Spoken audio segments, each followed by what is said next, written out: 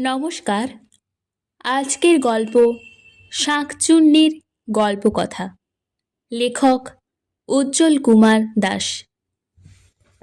একদিন এক সদ্য বিবাহিত ব্রাহ্মণ পত্নী পুকুরে স্নান সারতে যাচ্ছিল। ওই পুকুর পাড়ে ছিল একটি কদম গাছ। সেই গাছে বাস করত এক শাঁকচুন্নি।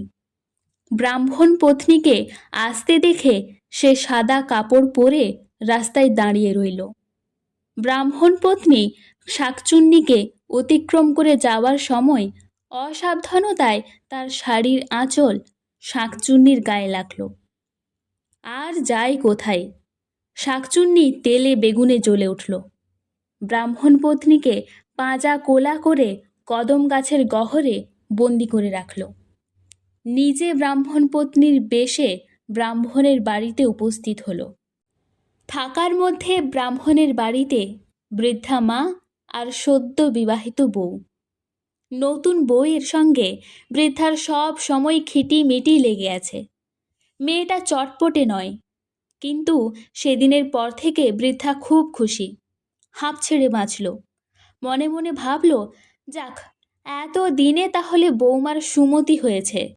একদিন বৃদ্ধা উঠোনে বসে রান্না করছিল। ছদ্মবেশী শাঁকচুন্নি বারান্দায় বসে চাল ঝাড়ছিল।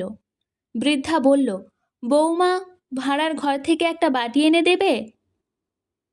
ছদ্মবেশী শাঁকচুন্নি বলল, দিচ্ছি মা। এই বলে শাঁকচুন্নি বারান্দা থেকেই হাত বাড়িয়ে ভাড়ার ঘর থেকে বাটি তুলে নিল। ভেবেছিল বুড়ি চোখে কম দেখে, কিছুই দেখতে পাবে না। বুড়ি কিন্তু দেখতে পেয়েছিল। এই কাণ্ড দেখে আতঙ্কে সে প্রায় জ্ঞান হারায়।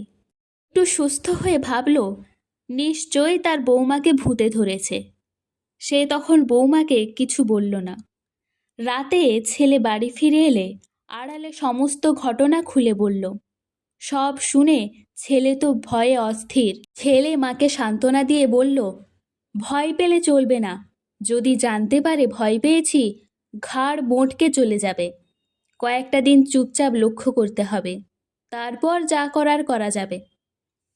কয়েকদিন পর একদিন বৃদ্ধা বলল, বৌমা, শরীরটা ভালো নেই, আজ বাবু তুমিই রান্না করো। ওই বাড়ির গোয়ালাদের কাছ থেকে আগুন নিয়ে উনুন ধরাও।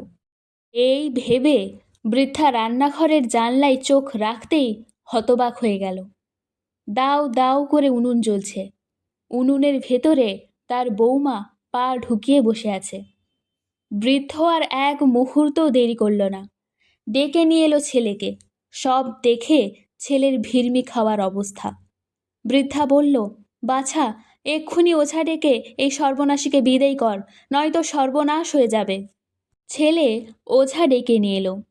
সমস্ত ঘটনা শুনে ওঝা একটা পোড়া হলুদ ছদ্মবেশী শাঁকচুন্নির নাকের সামনে ধরতেই সে চিৎকার করে পালিয়ে যাওয়ার উপক্রম করল।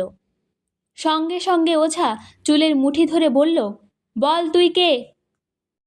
শাঁকচুন্নি চিৎকার করে বলতে লাগলো, আমায় ছেড়ে দাও, ছেড়ে দাও। ওঝা একটা ঝাঁটা নিয়ে মারতে লাগলো আর বিড়বিড় করে মন্ত্র পড়তে লাগলো। শাঁকচুন্নি একসময় হাঁপাতে হাঁপাতে বলল, বলছি, আমি পুকুর পাড়ের কদম গাছে থাকি, শাঁকচুন্নি।